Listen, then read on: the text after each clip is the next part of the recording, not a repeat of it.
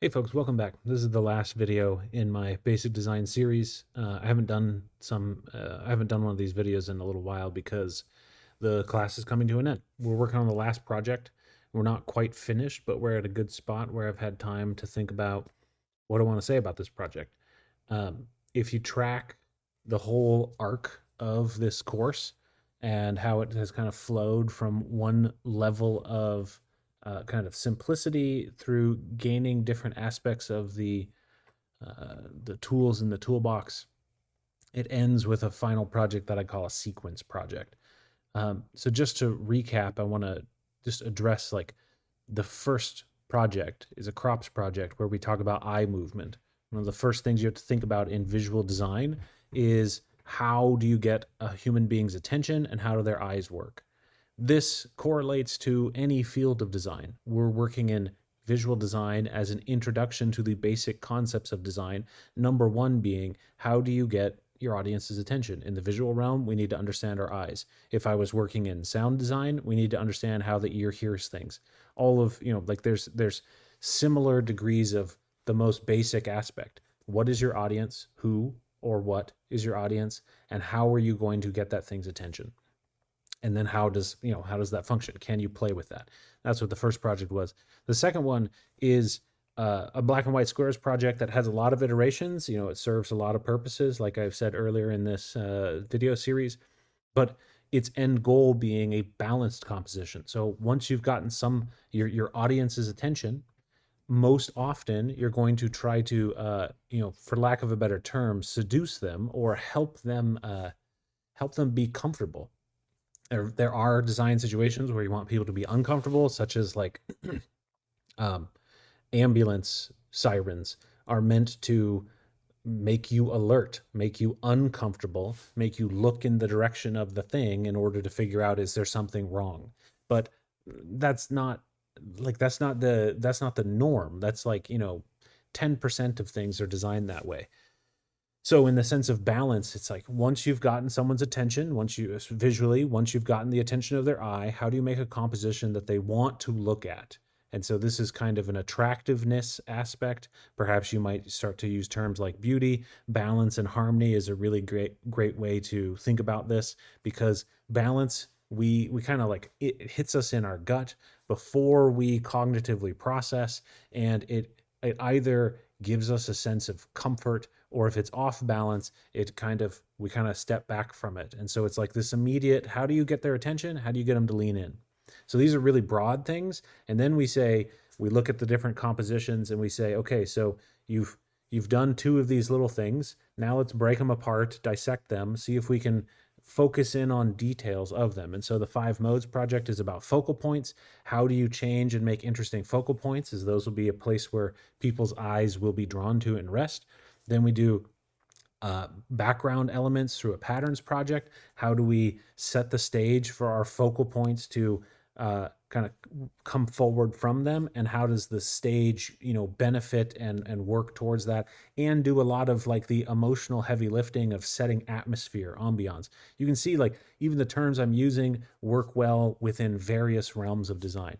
Finally, like unless you're only a painter or something like that, like oftentimes we are trying to communicate specific messages. So if you've gotten someone's attention, you've successfully directed their eye to a focal point, you've set the emotional tone so they feel well, and are interested in it.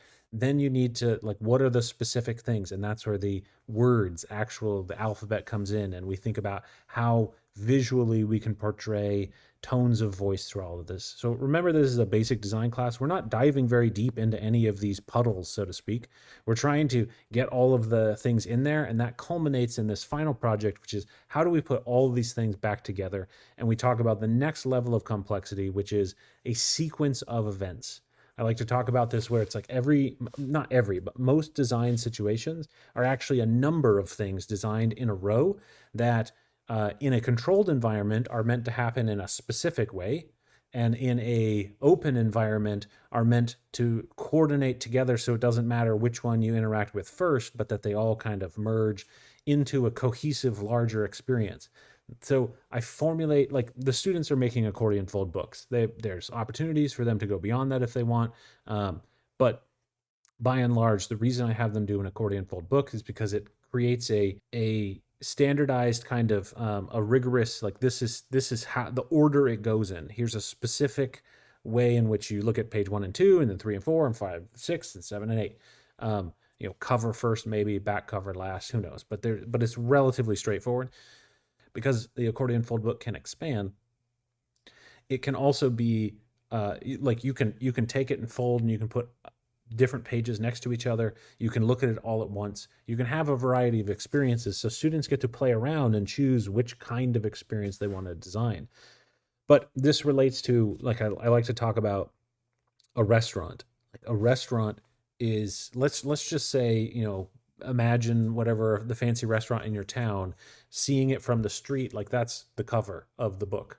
What does the signage look like? What is, or is there a nice window with good lighting? Are there attractive people in there? Like, what are the things that are happening that when you see it from the outside, you think this looks interesting? Then you're drawn in, and it's like, how do you enter the place? Is the door easy to find, or is it awkward? Is it clearly, like, does it open up into a large space or a cramped space?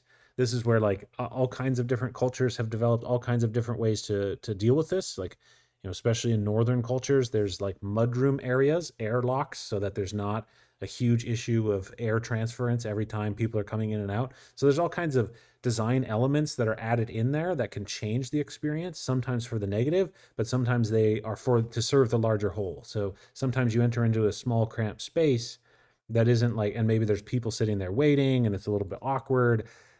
That's not the kind of restaurant you're going to spend, $500 on a meal, probably. That'd be more like a fast casual kind of dining experience.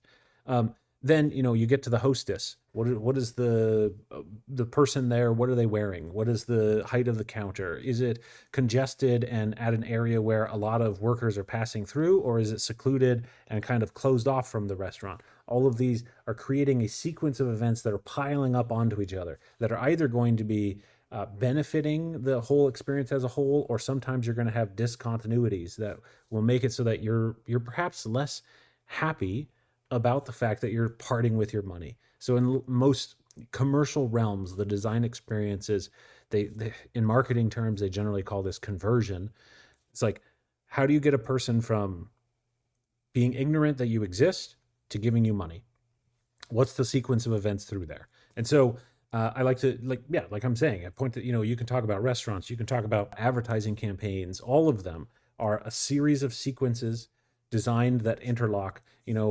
Theme parks are a ton of different sequences that you're allowed to navigate and mix and match, like a choose your own adventure. That doesn't make it any less sequential. It just means that there's not a rigorous railroad path of a sequence of events. Similarly, like TV shows, it's a whole sequence of events. Why do most movies start with an establishing shot? Because they want to give you that far back, that cover, so to speak.